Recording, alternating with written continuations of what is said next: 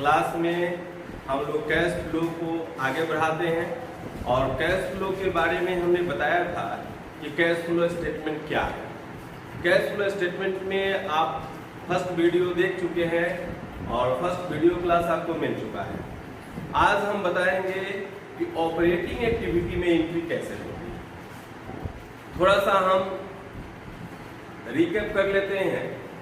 तो हमने बताया था कि कैश फ्लो स्टेट में इनफ्लो ऑफ कैश और कैश इक्विवेलेंट और आउटफ्लो ऑफ कैश और कैश इक्विवेलेंट का एक स्टेटमेंट है, यानी वह स्टेटमेंट जिसमें इनफ्लो ऑफ कैश और cash equivalent, outflow of cash और कैश इक्विवेलेंट को दिखाया जाता है, उसे हम कैश फ्लो स्टेटमेंट कहते हैं।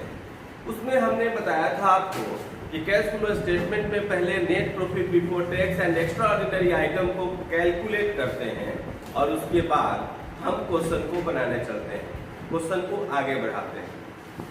हमने ये भी बताया था कि जितने भी कैश और कैश इक्विवेलेंट से रिलेटेड एक्टिविटीज है उसको ब्रॉडली कितने कैटेगरी में डिवाइड किया जा सकता है? 3 कैटेगरी में, operating activity, investing activity and financing activity. तो आज हम लोग बात करने चल रहे हैं कि कैश फ्लो स्टेटमेंट में ऑपरेटिंग एक्टिविटी को कैसे बनाते हैं।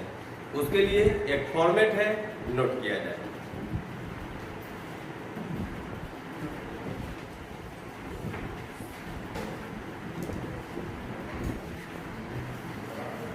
Cash flow statement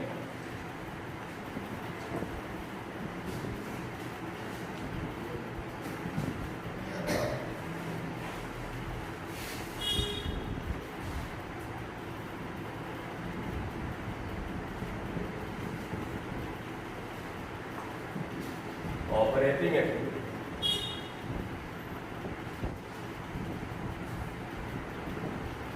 cash flow statement from operating. यहां पर सबसे पहले आप नोट करेंगे net profit before tax and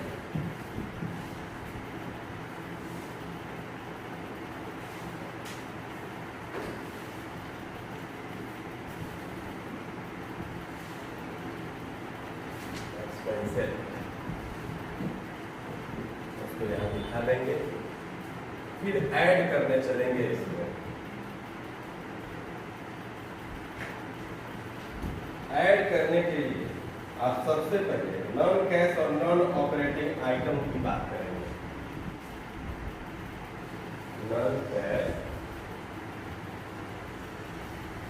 आप नॉन कैश एक्सपेंसेस भी कर सकते हैं इसको, और नॉन ऑपरेटिंग एक्सपेंसेस भी एंड नॉन ऑपरेटिंग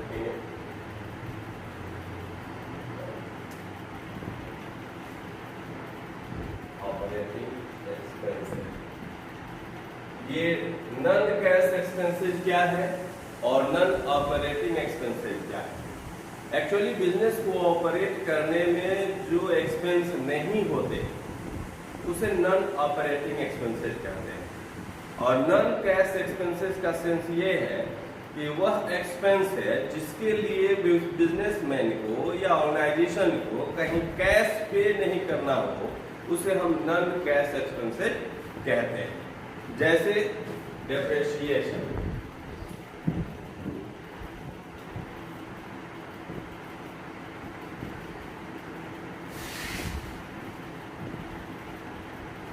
उसके बाद फिक्सिशियस एसेट्स जो भी होगा उसको हम रिटेल ऑफ करते हैं।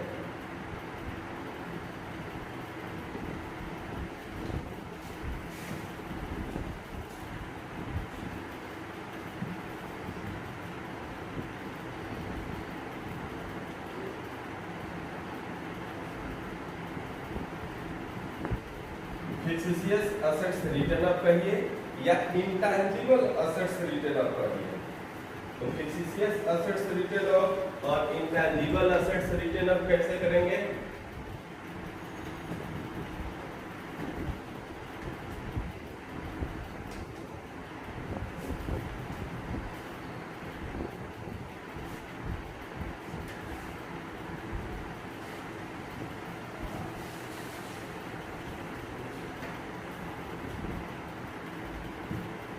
इंटेंजिबल एसेट्स रिटेन अप कैसे समझेंगे कि ये इंटेंजिबल एसेट्स को रिटेन अप किया गया है। इसके लिए हम इधर साइड में कुछ एग्जांपल दे देते हैं, उससे क्लियर हो जाएगा कि किस तरीके से इंटेंजिबल एसेट्स को हम रिटेन अप मानेंगे। सपोज कीजिए बैलेंस शीट के एसेट साइड में गुडविल दिया हुआ है, ये बैलेंस शीट का एसेट साइड है और यहाँ पर 2019 है और फिर 2020। गुडविल यहाँ पे है 10,000 और 20 में है 5,000। आप देखेंगे कि प्रीवियस ईयर में 10,000 गुडविल था, लेकिन करेंट ईयर में गुडविल कितना हो गया है, 5,000 हो गया है। तो जब करेंट ईयर में गुडविल रिड्यूस होता है तो उसे हम रिटेन अप करते हैं। जब करेंट ईयर में गुडविल रिड्यूस हो, कम हो, तो उसे हम क्या कहेंगे, रिटेन अप कहेंगे। तो इंटेंजिबल एसेट्स रिटेन अप, अब इस केस में यहाँ गुडविल लिखेंगे और अमाउंट कितना दिखा देंगे, 5,000 दिखा देंगे। तो कौन कौन से इंटेंजिबल एसेट्स आपके बुक में मिल सकते हैं उसका भी कुछ हम एग्जांपल लिख लेते हैं। जैसे goodwill written up,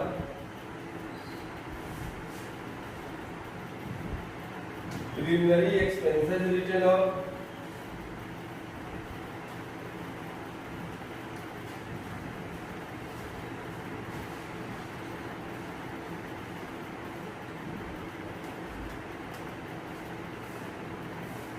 discount on issue of debenture,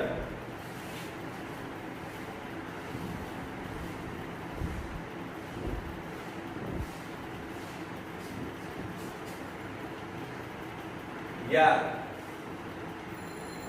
share written up,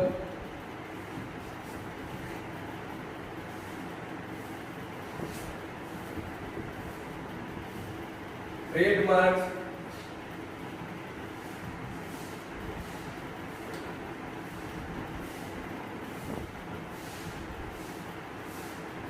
and patent right.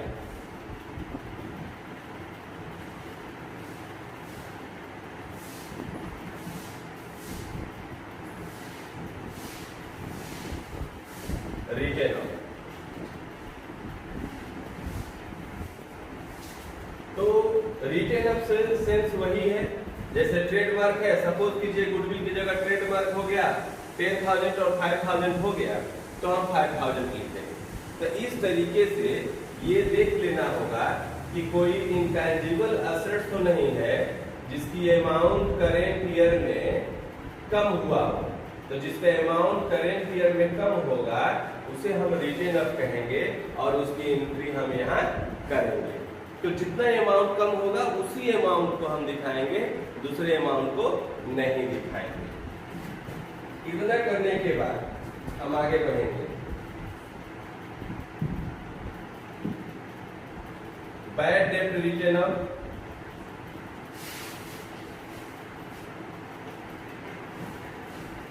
अब कुछ और आइटम है जिसको हम ऐड करते हैं। अब उस आइटम की बात करते हैं जिसे हम ऐड करते हैं।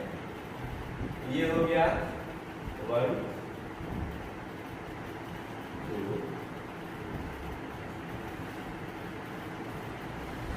3 2 के ये सब हेड हो गए, सब head 4।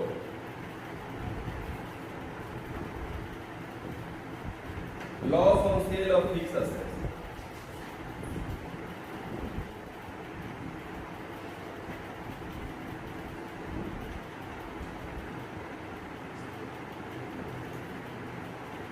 interest on long term and short term loans,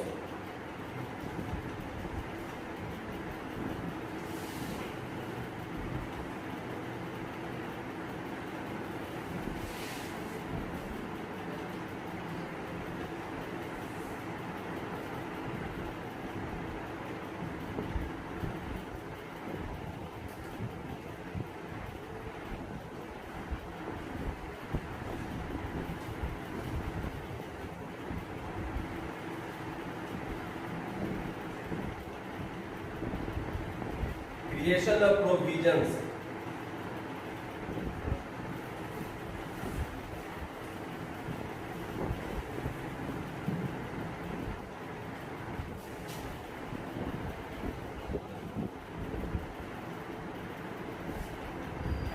creation of provision में कौन कौन से प्रोविजन आएंगे? तो आप provision for doubtful debt,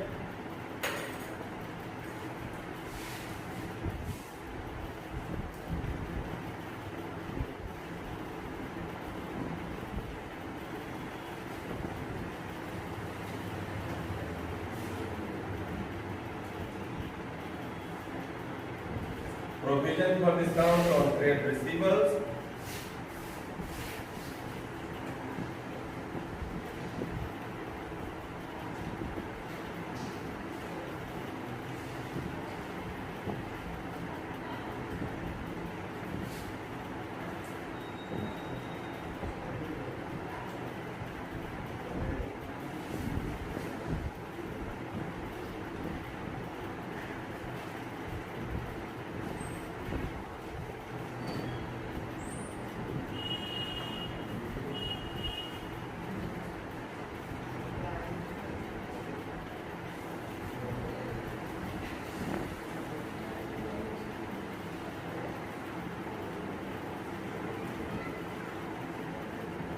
provision for expenses,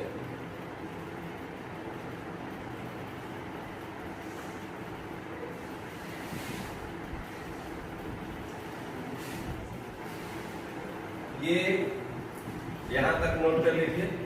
तो ये आएंगे क्रिएशन ऑफ प्रोविजंस में। तो अगर आपके क्वेश्चन में इस तरह के प्रोविजंस हैं उसको आप क्या करेंगे? ऐड करेंगे। तो एक बार फिर देख लीजिए, डेप्रिसिएशन को ऐड करेंगे, अमोर्टाइजेशन ऑफ फिक्स्ड एसेट्स और इंटेंजिबल एसेट्स को रिटेन अप करेंगे, इसमें goodwill written up, preliminary expenses written up, discount on issue of share and debenture written up, trademarks, patent right, ये सब क्या है? Intangible assets. उसके बाद बैड डेट अगर दिया हुआ है तो बैड डेट पे रिटेन अप होगा, ये इसका पार्ट है।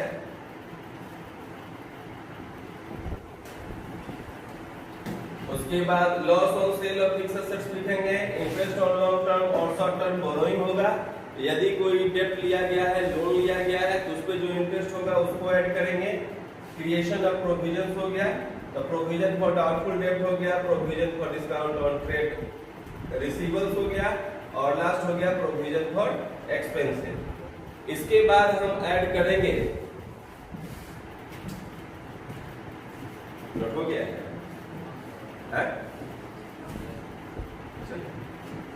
इसके बाद हम ऐड करेंगे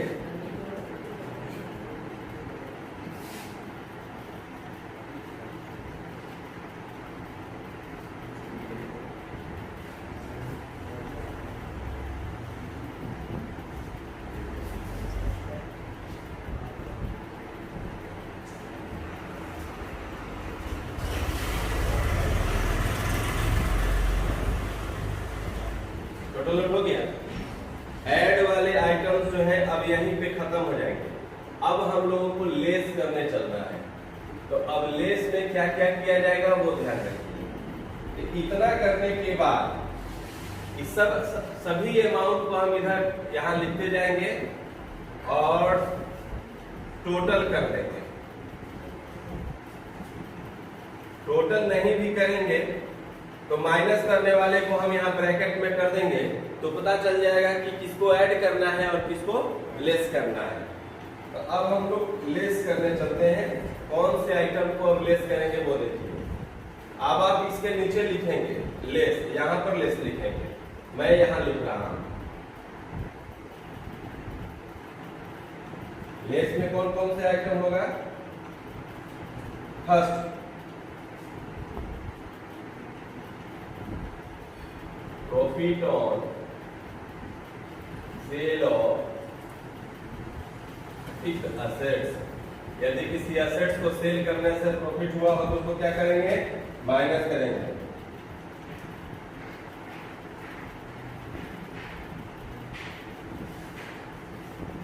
interest and dividend received,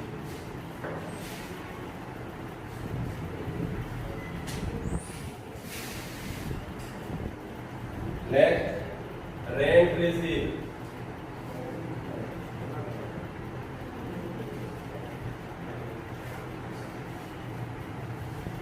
next retransfer of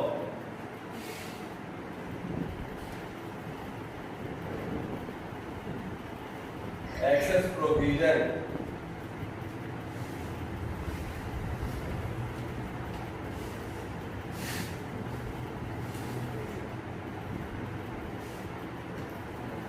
तो इस तरीके से लेस करने वाले आइटम जो है हमारे इतना ही होते हैं।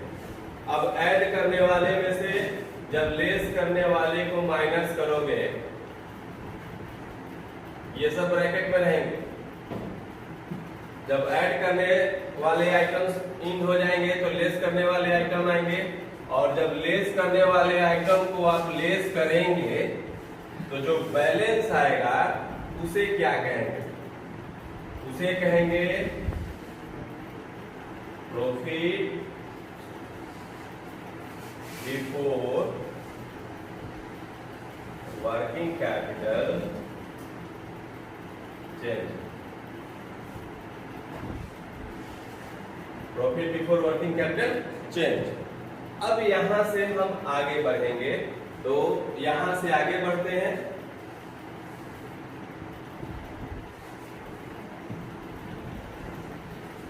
Profit before working capital change में अभी आप लोग अकाउंटिंग रेशियो पढ़े हैं, तो अकाउंटिंग रेशियो में current assets, list of current assets याद किए हैं, लिस्ट ऑफ करेंट लायबिलिटी याद किए हैं। यहाँ पे वो बहुत ही उपयोगी होगा, यूजफुल होगा। कैसे यूजफुल होगा वो देखिए। Profit before working capital change में हमारा यहाँ पे प्रॉफिट आ गया। अब इसमें ऐड करते हैं फिर डिक्रीज इन करेंट असेट्स। अब जितने भी करेंट असेट्स क्वेश्चन में दिए हुए हैं उसमें हम देखेंगे कितने करेंट असेट्स डिक्रीज हुए हैं। कैसे पता चलेगा? जैसे यहां देख लीजिए, ये 2019 है और ये 2020। यहाँ स्टॉक लिखा हुआ है। स्टॉक पहले 80,000 था, अब 60,000 हो गया, तो 19 से 20 में कम हुआ ना, तो जो कम हुआ उसी को हम लोग कहेंगे डिक्रीज इन करेंट असेट्स। तो कितना कम हुआ है? 20,000। तो यहाँ डिक्रीज इन करेंट असेट्स में हम यहाँ स्टॉक लिखेंगे और अमाउंट को दिखा देंगे कितना? 20,000। ये ब्रैकेट में नहीं रहेगा, 20,000। तो डिक्रीज इन करेंट असेट्स में हेडिंग देने के बाद आप देखेंगे कि कितने करेंट असेट्स हैं जिनकी अमाउंट करेंट ईयर में रिड्यूस हुई है, कम हुई है। तो करेंट ईयर में जितने का अमाउंट कम हुआ है उसको हम यहाँ डिक्रीज इन करेंट असेट्स के हेड में रखकर अमाउंट कॉलम में दिखा देंगे। उसके बाद बारी आती है increase in current liability.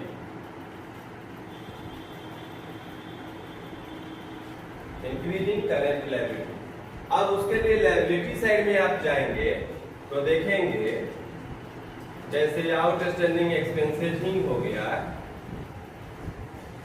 Outstanding expenses है, यहाँ 1000 है और यहाँ 5000 है, तो 4000 इंक्रीज किया ना, तो इंक्रीज इन करेंट लायबिलिटी में आउटस्टैंडिंग एक्सपेंसेस करेंगे और अमाउंट को कितना दिखा देंगे? 4000 दिखा देंगे। तो इस तरीके से increase in current assets, decrease in current assets और इंक्रीज इन करेंट लायबिलिटी की एंट्री आप करेंगे। क्लियर हुआ? फिर लेस करेंगे इसमें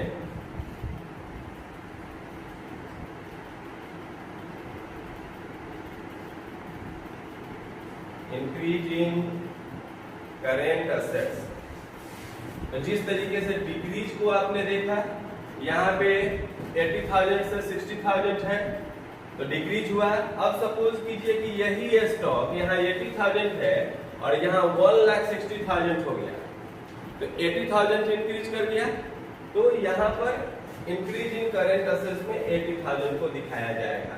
और जो लेस रहेगा उसे हम ब्रैकेट में दिखाएंगे। जब कभी कभी ऐसा होता है कि एक ही आइटम डिक्रीज रहता है, एक ही आइटम इंक्रीज रहता है, तो जब एक ही आइटम इंक्रीज रहेगा तो यहाँ सीधे लिख देंगे स्टॉक इंक्रीज स्टॉक। अगर एक ही आइटम यहाँ पर है तो लिख देंगे इंक्रीज आउटस्टैंडिंग एक्सपेंसेस। अगर यहाँ एक ही आइटम जो है डिक्रीज हुआ है तो लिखेंगे डिक्रीज स्टॉक। तो इस बात का ध्यान रखना है कि अगर एक से ज्यादा आइटम है तब तो आप करेंट असेट्स करेंट लायबिलिटी की हेडिंग दीजिए, और नहीं है तो डायरेक्ट उसी आइटम को इंक्रीज और डिक्रीज जो है उसके नेचर के अकॉर्डिंग लिखकर यहाँ पर दिखा देना होगा। तो increase in current assets check कर लेंगे क्वेश्चन में, फिर अगर कोई करेंट असेट्स है तो उसको यहाँ पर दिखाएंगे, और फिर डिक्रीज इन करेंट लायबिलिटी। कभी कभी ऐसा भी होता है कि डिक्रीज इन करेंट लायबिलिटी या कोई इसमें से दिया ही नहीं रहता है, यानी न इंक्रीज डिक्रीज नहीं हुआ है, करेंट लायबिलिटी डिक्रीज नहीं हुआ है, उस समय इसको लिखने की जरूरत नहीं है। जब नहीं है तो नहीं है, बात खत्म हो गई। इसको हम यहाँ लिख देंगे अगर कोई है तो। इतना करने के बाद आप देखेंगे कि हमारे ऐड और लेस खत्म हो गए।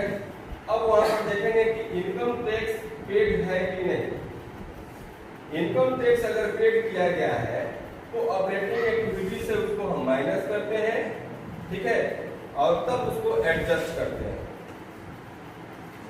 और टोटल को एडजस्ट करेंगे तब हम देखेंगे कि हमको प्रॉफिट हुआ कि लॉस हुआ। अगर प्रॉफिट हुआ, रिजल्ट पॉजिटिव आ रहा है, तो लिखेंगे नेट कैश फ्लो फ्रॉम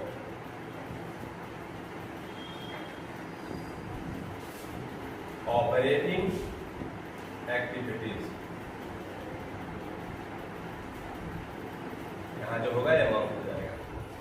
लेकिन कभी कभी ऐसा भी हो सकता है कि यहाँ रिजल्ट जो है वो निगेटिव है, तो निगेटिव के केस में तो यहाँ पर फ्लो के जगह पे हम कौन सा वर्ड यूज करेंगे, used net cash used from operating activity, और यहीं पे जाके हमारा ऑपरेटिंग एक्टिविटी समाप्त हो जाता है। तो इस तरीके से पहले आप ऑपरेटिंग एक्टिविटी के फॉर्मेट को कंप्लीट कर लीजिए, फिर हम इसमें ऑपरेटिंग एक्टिविटी से रिलेटेड कुछ क्वेश्चन बताएंगे, तब इन्वेस्टिंग एक्टिविटी पे आएंगे।